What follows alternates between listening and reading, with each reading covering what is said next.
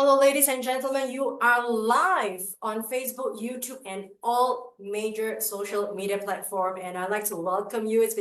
It has been quite some time since we have a pause with the state of our current affairs, which is broadcast to you from Passionate World Talk Radio with Lynn Cadwell and myself. We are into the next season of State of BizTech. Myself and my co-host Alex Shan, a little bit about him later on, but we are here at 5 p.m. Singapore time, and wherever you are on Facebook and you're scrolling, and if the algorithm is pushing this to you, to your eyeballs, ladies and gentlemen, remember to share, like, and also comment below, and also give and share this to all your friends, because we are going to dive deep into our world, and we're going to talk about some of the most current and urgent issues of our times. And we are at the crossroads of humanity. And we are going to talk about, ladies and gentlemen, we're going to talk about some of these most urgent issues between Alex and myself. Before Alex start on, we all going to talk about in this season. We're going to talk about the current development of AI. Alex is going to trace the past history of AI, how it all started.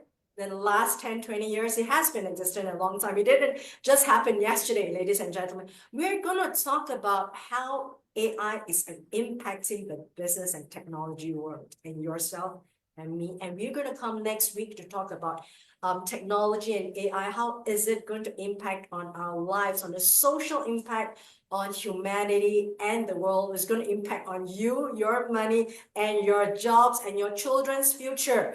We're going to talk about that, and we may be even going to talk about the national security of AI, the threats and benefits, and we may even talk about AI and robotics in military. We are also going to touch on, should AI be in the hands of a democracy, capitalistic country, or should it be in the hands of a communist country?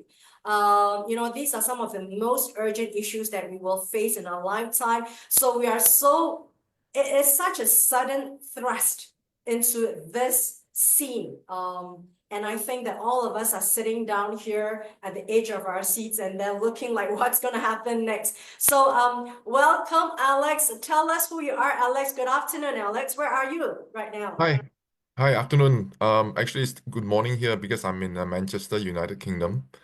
Well, I'm not so sure we have that much time to talk about that broad spectrum of topics that we are introduced.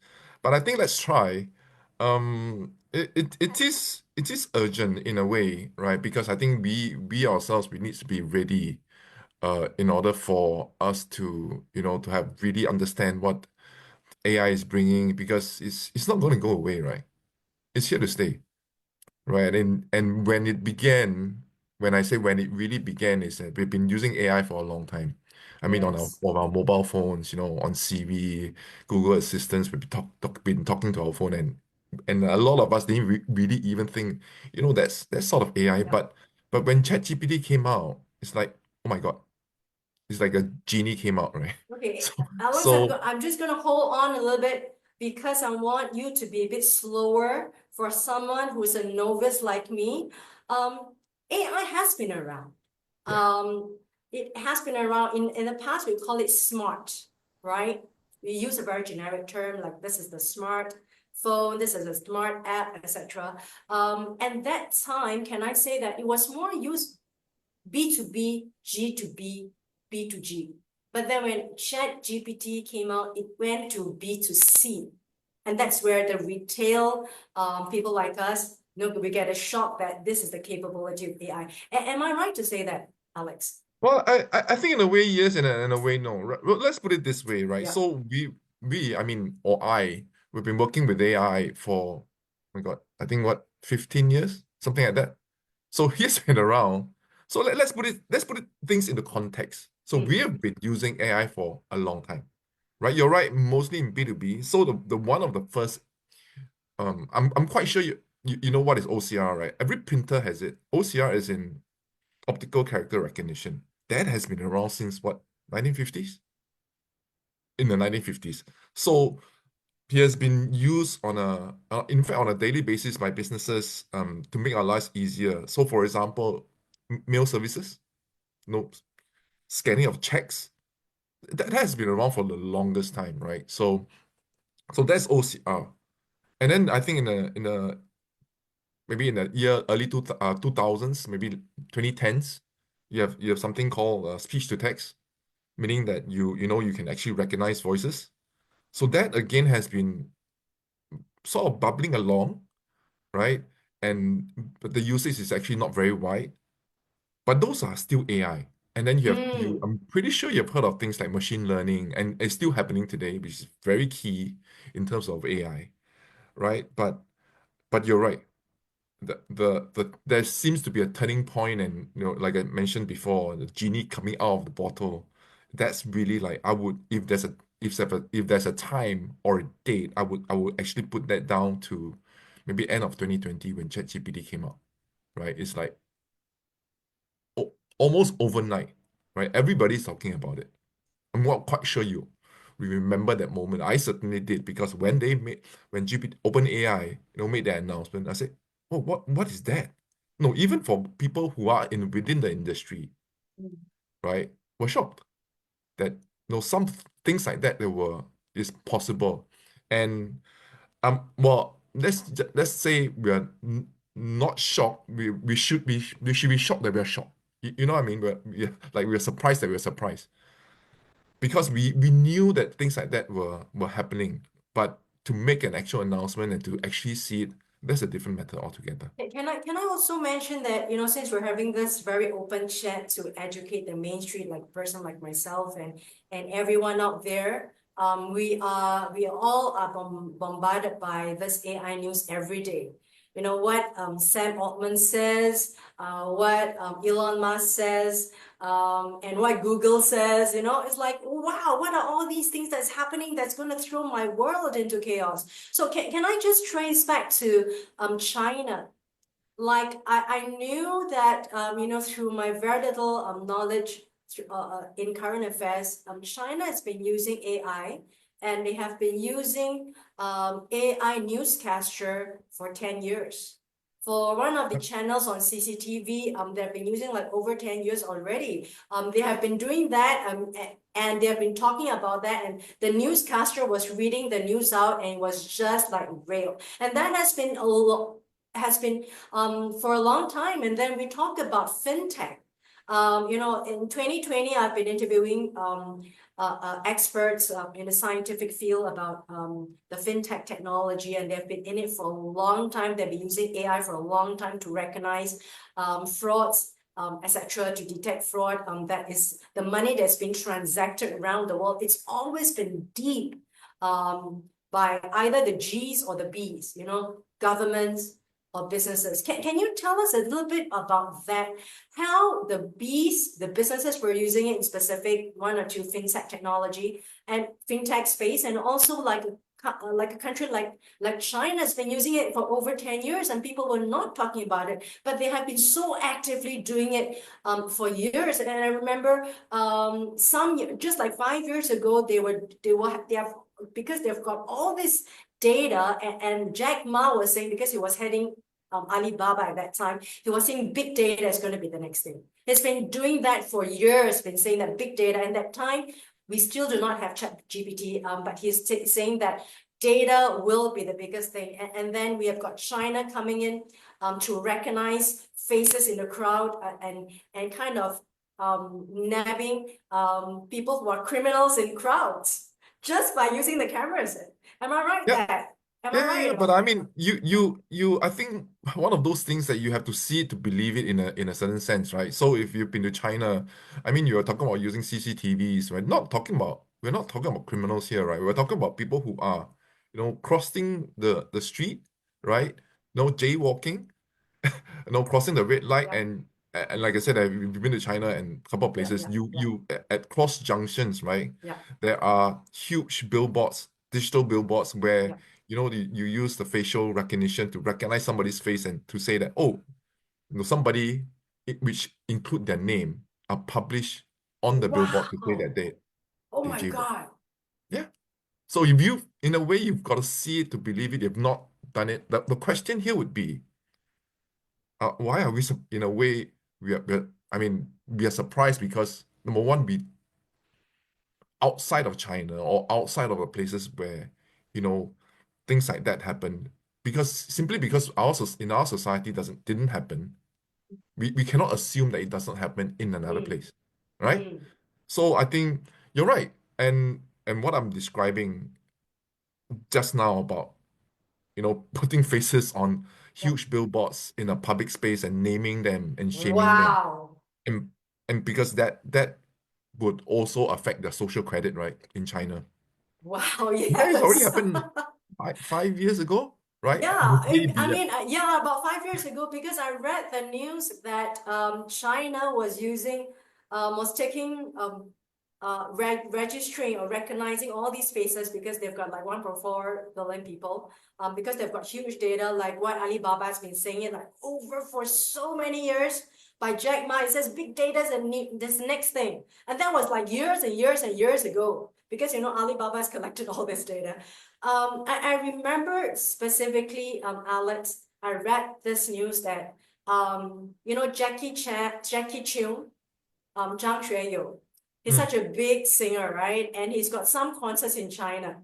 And when you've got concerts in China in the big stadium, you've got like hundreds and thousands of people in the big stadium. And China was able to nab a criminal amongst the faces in the concert goers and was published in the news. And I think that was like a wake-up call for the people like behave yourselves. And that kind of showed that, hey, their capability, and that was unheard of. That was like almost like 8 years ago, almost like 10 years ago, Alex. Right. So I think the only thing here would be you have to question well, I mean, I won't say question, you have to think about it and say, oh, is it a good thing or is it a bad thing? Right. But that's So a capability yeah, so capability thing, right? technology, from a technological Yeah, perspective, that's a capability, right? That's a yeah, tool. yeah, So end of the day, whether is it a good thing or is it a bad thing, it depends on how you use it, isn't it? So when you have use, then the question here would be, is there potential for abuse? Answer would be yes. yes. Tell Again, us, tell us. going back, we have to make sure that, the benefits should outweigh whatever, disadvantages or so-called Mm, cons mm. the in terms of the usage. But I think, look, I mean, this stuff are real, right? I think AI, like any technological tool, is really like a double-edged sword, and it cuts both ways, and it's very, very sharp. So I want to go into something more specific. We're talking about in a very sporadic term, like AI has been used for a long time, particularly in the fintech sector. They have been using it for years because they have to detect fraudulent payments. And of Yeah, no, course, that kind of accelerated um, into the B2G and then the B2C now with OpenAI. I'd like to talk about the technological and the business landscape. We talked about advent of ChatGPT. We're talking about ChatGPT 5.0 now, and that we're talking about probably 500 billions of dollars is going to be invested by Sam Altman and SoftBank and Oracle into America in AI space. But then, of course, you have the advent of Deepseek that just came out. And of course, just a couple of days ago, Queen, if I pronounce that correctly, Queen 2.5, 2.0 by Jack Ma, headed by Jack Ma, that is touted to surpass all AI, mainstream AI right now. It's even touted to surpass Seek GPT. But I do know that Seek GPT did not have an ambition to want to beat other it came out really just like an academic exercise with reports coming out and with academic and scholastic papers coming out from Deepseek that I heard and I read that is actually using 1/10 or even 1/100th of the budget. Tell us what's coming out right now that is disrupting what we're hearing from the Western world? Just let me go back, right? So Alibaba's LLM, I mean, Gen AI, the engine you're talking Yeah. about, actually is called Qianwen. Qianwen. So Oh, the Qianwen. Chinese name, right, is 统一千问, right? Mm, Well, I mean, if you roughly translate that, right, 千问 means 1,000 questions, thousand asks, right, true. 1,000 questions. Yes. So Yeah. basically, I mean, it is look, I mean, the one thing about the announcement that's really, really, really significant, Mm, right, is actually not the announcement mm. to me, but it's the timing of the announcement. Tell us. Because the timing of the announcement, it happened on the 29th of January. In fact, when I sort of After looked the at it, inauguration. no, no, no, it's not the inauguration is not 29th January, it's the first day of Lunar New Year. Oh, First day of the okay. Chinese Lunar New Year. Okay. So, so can you imagine? You have the China migration, right? That's really happening. So Mm, everybody's going back home for Lunar New Year, for reunion dinner, and on the first day, everybody, the family's gathering, right? yeah. And and for some reason, Alibaba, AliCloud is compelled to make that kind of announcement on the first day of Lunar New Year. So somebody had to Mm, work, somebody had to make the decision. So look, they this announcement is not I again that's something of a personal opinion, right? It's yes, I mm. mean yes, it's to the world, but it's not just to the world, it's more domestic in a sense, where See. they are really trying to counter, I won't say because there's competition going on as well, Yeah. trying to come up with, a counter saying that against DeepSeek in terms of competition, that Mm, they are number one. So that mm, statement, to me, like I said, yes, announcement is important itself because it says that it surpasses DeepSeek version 3, I think, yeah. right? But the point here is that the most significant actually to me is really about the timing of the announcement. Incredible. First year of Lunar New Year. Okay. Would Yeah. would you imagine OpenAI making an announcement on Christmas Day? Yeah. Yeah. On, all right. That's sort of Yeah, unthinkable, can we or also Easter. say that because um, there is domestic politics at play, they wanted also to garner some sort of, from China, a kind of nationalistic um, um, spirit. And also, I'm not sure because we're delving into something that is very speculative, but not something that we couldn't see in terms of politics because China is pending a lot of underemployment or employment for young people. Do you think this goes into that kind of announcement to show that, hey, there is hope. We are going to see a new kind of sunrise for the domestic economy, for young people, for the economy. Am I right to say that probably there is some form of interplay of this sort behind the scene? I mean, look, I don't think anybody really knows. I mean, we're on the outside looking in. I mean, Yeah, in terms of speculation and all these yeah. things, we don't really know. But going back, if you really think about the timing, something pushed them, right? Mm. Or somebody have to make a decision to say, okay, we have It to could make be an the announcement. higher ups. Yeah. So I mean, I'm sure there are multiple factors. Yeah, Huge. I mean, if you think about implications, yeah. multiple sectors and multiple factors in terms of wanting to do that. Like I said, speculatively, maybe there is political impact or maybe there's some social impact. But on the other hand, I think if you think about this, right? I mean, this is really a disruptive announcement as well.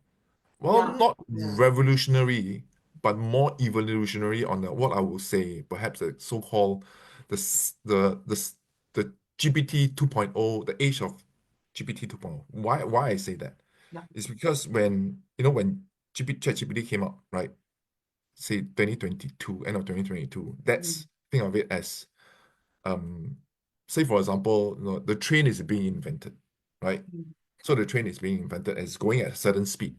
Wow, yes. Yeah, going at a certain speed and it's chugging along, then there's a Yeah, lot of investments coming into Oh, so that everybody said, oh wow, I mean, we've got to invest on this train because it's going places and it's efficient, it's fast and all this. And what happened was with DeepSeek making that announcement, like you said, like an academic exercise, right? And they announced it in 2025, which is about two year or 2 to 3 years later from 2022, right? What they did, right, was to make an announcement that they have another train that is faster and what? Cheaper too. 10 times cheaper. And what I read in the media is I mean, again, this is just deductive from what people say on the media that I read. I just want to ask your opinion. This announcement was made very shortly after it was kind of like speculated to time with the inauguration of Donald Trump. And then somehow that DeepSeek that came, when people realized it a couple of days later, the whole stock market just tumbled and now it's trying to recover. And it was so dramatic because I am keeping up my current affairs show, state of current affairs and our lives. I look at some of the figures, 17% wiped off from Jensen Huang's company. That's such a big mover and shaker. And by the way, Alex, just a little bit about corporate gossip here.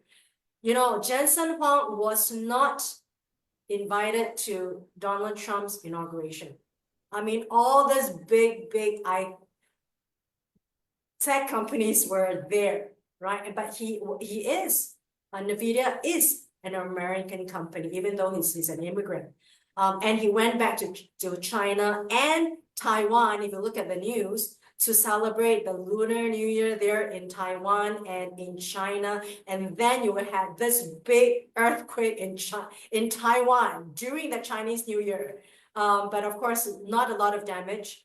But there you have it. Look at all these political or geographical forces. When Donald Trump was inaugurated, there was a huge fire in California that's like wiping out the face of California. And when he was inaugurated in Washington, it snowed like crazy, breaking all record. And you've got the fire and the ice. And then in Taiwan, you've got the #1 trillion AI company in the world in Taiwan, and they had an earthquake. I'm looking at all these things that coming into play. It's like the world is really shaking. I'm like, so I mean, it sounds like it's a Marvel movie, but what do you see about this? Did you see it? Did you see that? Yeah, but let's put it this way. I think at this point in time, AI can't summon the weather. Let's just put it Okay, that way. of course. Right? I'm I talking mean, we about the can't. forces of the world. The hands of humanity is it's Okay, really well, shaky. I'm not. Look, I mean, from a this is not a political podcast and all this, right? But let's put it this way. I'm not sure whether the timing of any of these announcements by DeepSeek has anything to do with, the US politics or inauguration, right? So whatever DeepSeek has been doing, they've been doing it for months and years, right? It didn't happen overnight. It did not happen overnight, right? So the only question here will be, you're right, the timing of it. So I would like to go back to Donald Trump's well, I mean the $500 billion investment. I've rewatched the announcement, and if you really think about it, I would say yeah, US absolutely need that because we're not talking about just AI, we're talking about infrastructure, we're talking about power, and you really need that kind of money, that kind of investments. In a way, I would say that is really sort of about time. If let's say for US to, if they want to keep their lead, I mean, they are still in the lead. Let's be honest with it. In terms of technology, right? They're still in the lead. But if they want to keep the lead, or anybody in the position would really need to invest heavily on infrastructure, Now tell right? us about explain to the Main Street. Why is AI important going forward? From now to forever. Well, I mean, AI, the genie is out.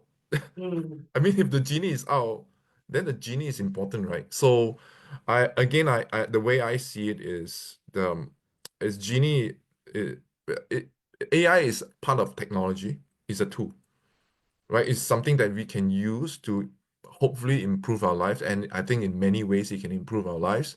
It can, if say for example, if you can spot cancer using a machine better than a okay. human, why not? Yeah, use it.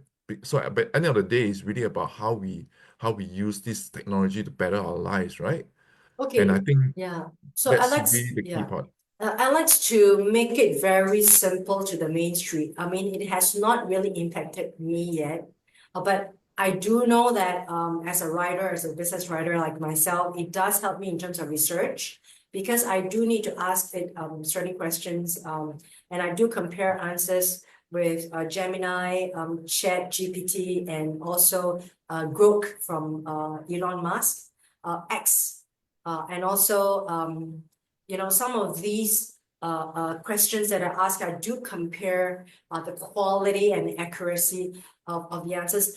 But I want to make it very, very kind of put it in a way that it is at the lowest denominational factor for all the Mainstreet people. Can I say that in terms of analogy, it's like likened to we have discovered electricity and how it works. So AI is something that is developed or slash discovered. So now it's almost like we are thrown into that industrialization as if we found out electricity. We found out how gravity works.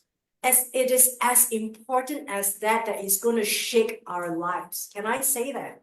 Yeah, I think you're right. I mean, but it's beyond electricity because electricity as a baseline power has no use Infrastructure. until you Yeah. turn on the switch, Yeah. right? And the light comes on, Mm. right? So electricity in itself, Passive.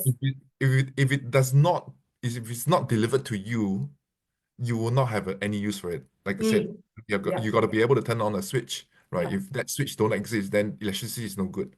Yeah. So what really changed with Mm. Gen AI, with Mm. ChatGPT, with Gemini and all this? I mean, Mm. as a writer yourself, and I use them as well. The number one big change Mm. with that would be how it changes how we interact with technology. If you really think about it, right? How we interact with it. So Yeah. before ChatGPT, right, announcement, Mm. I'm sure you use Google. I mean, sure, Yeah. everybody uses Google or use any sort of search engine to do your basic research. But Mm. instead of but Mm. instead of now with ChatGPT, we Mm. don't, I would say we don't, we still need to use Google search engine Mm. or Bing or any other good search engine that you are relying on. Yeah. But the way we interact and the way we create content Mm. is different now, Yeah. right? Yeah. So Because Alex, as yeah. a writer, you would understand that. Yeah. And Alex, we've got so many more questions. But before we wrap up and come back tomorrow, same time, ladies and gentlemen, this is going to be replayed again and again. Um, Tomorrow, we're going to talk about more in-depth questions. Tell us about uh, the national security issues. Tell us about why is the name like TSMC important? What is ASML? Tell us about why is Nvidia the $1 trillion company? Explain what is CPU and GPUs, and tell us a little bit more about yourself tomorrow. But today we're going to wrap up with this question. What do you see the trend um, will be from now? In terms of AI, what do you see the trend? Is it going to be going into the trajectory of the China disruptive model like Queen 2.5, Deepseek, or is it going to go to that way where the Western world is almost like a dichotomy right now? What do you see the trend? Well, we're speaking like this is like actually a zero-sum game, but it's not. Okay. It's not a zero-sum game. So like AI, and I think people who are in or practitioners of AI would sort of know that if there's a game that you can, it's one up, right? So you have today you have ChatGPT, tomorrow you will have Google, tomorrow you will have somebody. So it's always it's a race, right? So I think we have to recognize that this race is ongoing, and I don't think it's a zero-sum game. It might sound like it, Who's gonna like lose for example, you in say this? Who's East gonna versus the lose? West, Who's or the the big loser? Us? Who's yeah, gonna be the right. big So, loser? you're right. I think it's important to recognize that we need to be in the race, Yeah. because if you don't, then you're like definitely you'll be losing, right? So I think this is, like I said, this is an ongoing thing, and it's still relatively new, this race, right? It will last for the next, what, 20, 30 years, 50 years. AI is here to stay. We're talking about, autonomous systems, right? We are AGI, the era of C3POs, that happened in Star Wars might just happen. So, question here would be, is it a good thing or is it a bad thing? Yeah. So, Alex, I would like to wrap this up. Um, from my own sentiment, and I hope that we can talk about this tomorrow and next week. We want to talk about uh, what's the impact on people like us, the Mainstreet, because the World Economic Forum has come up with a report that's all doom and gloom. It says that 96 million jobs are going to be affected, either affected directly or wiped out in the next few years. And we are also watching as I read a lot on the developments of AI and all these companies, small companies that's coming up. They are accelerating because of the race. And what's the trade-off? What's the trade-off? I hope that we can talk about this tomorrow and the next week to come. Very, very, very, very serious issues, but I think we can take this in a light-hearted manner so that it's not all doom and gloom. We take this with the coffee and a little bit of chocolate between Alex and myself, and those of you who's going to come here to view this either now, tomorrow, or for infinity, comment below, share this, and also write about some of the questions that's on your mind. Alex, what would you like to wrap up with today before we come back tomorrow and next week? All I can say is this is just a start, and I Is think we it a should be scary excited about it. start? Is it a No, we scary should start? be. Because I don't want my job to be taken, Alex. No, but A lot of universities are using AI to teach already. My job is at risk. yeah. So imagine it. I mean, if we're talking about ability to create content, right? So Vicky, if Yeah. if I tell you you can use AI instead of writing one book, and you can write 10. No, I'm keeping up with it because I need 6 months to write a book, and then the book comes out 10 minutes by AI. Now I'm looking at a Right. lot of competition here. Right. So question here would be, would you be using AI as well? Yeah, I You would should, be. right? I mean, it helps a lot because when I ask a question, it gives me a lot of research, but definitely it's not, I'll tell you in a quick way.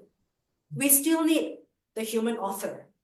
I'm just trying to justify the value of human existence here because I want to conceptualize the structure, the approach, how it's going to come, what goes in, the level of depth, the breadth, my nuances in writing, and my direction.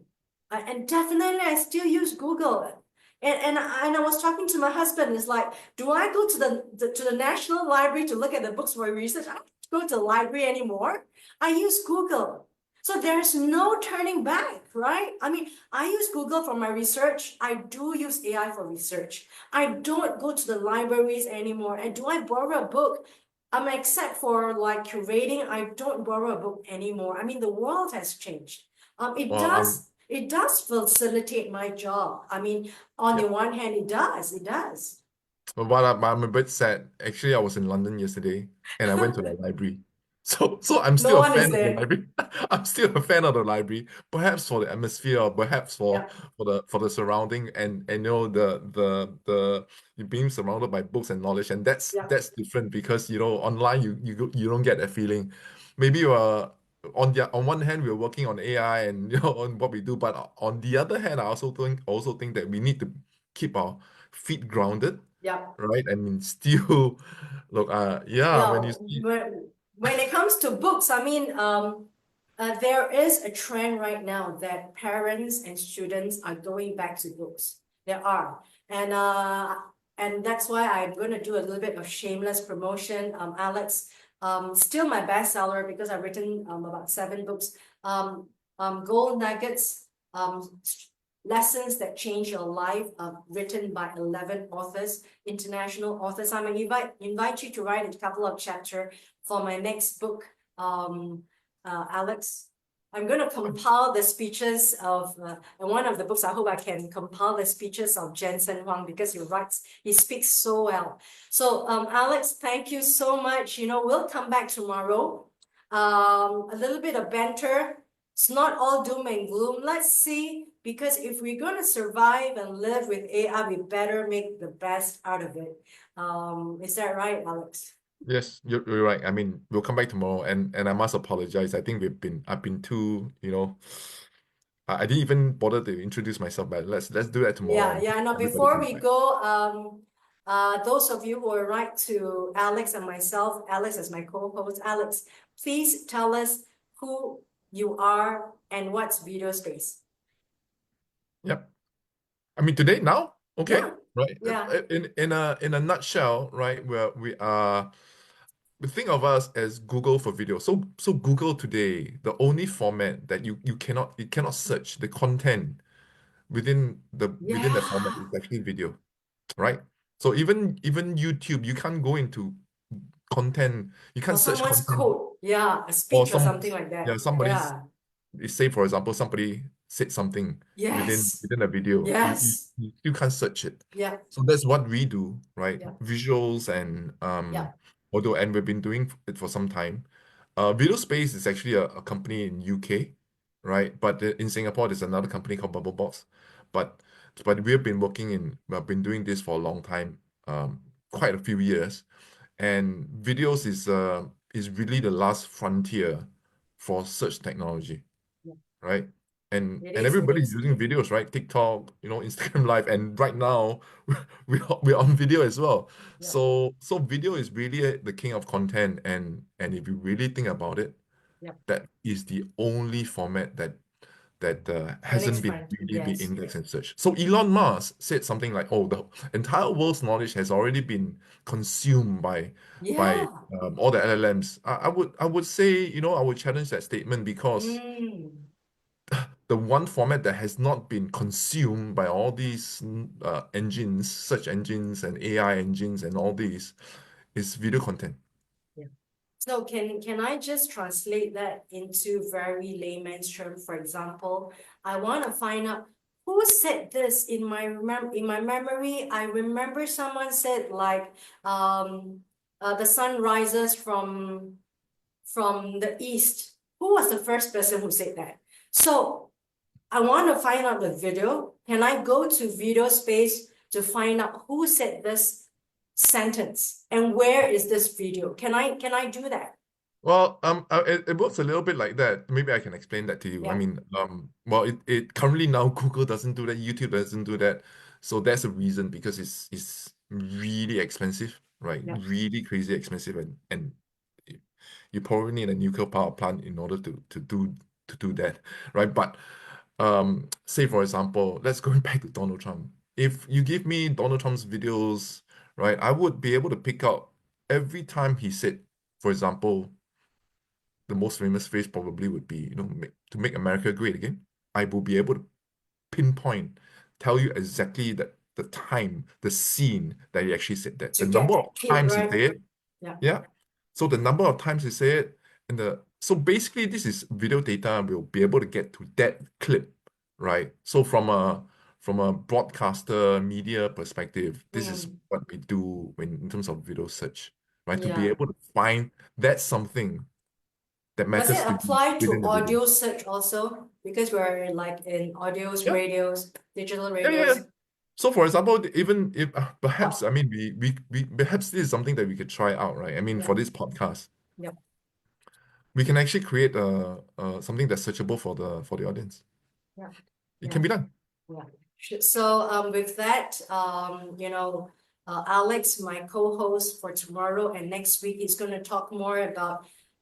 He's going to demystify some of these companies, some of these names that is thrown at us right now. Who is Nvidia and why is Nvidia touted the world's most valuable company on Earth, on the surface of Earth? Why? And why is the person behind so important? So, and some of these people like Scale AI, some of these young people behind, then we will come back to Alex to demystify the scene of AI business and the scene of the AI tech. Thank you so much, Alex. Such a great honor to have you with us. Such a great honor for the viewers to have you. So we'll talk to you tomorrow, same time. Ladies and gentlemen, please do share and comment below and like this. And also you can find this on all major social media platforms. So I'm signing off right now. It's 5:40 p.m. Singapore time. Alex, tell us what time is there? That's 9:40 a.m. in Oh, the morning. yeah. Okay, I'll see you tomorrow. Ladies and See you gentlemen, tomorrow. tune in tomorrow. Thanks, Alex. Thank you. See you guys. Bye bye.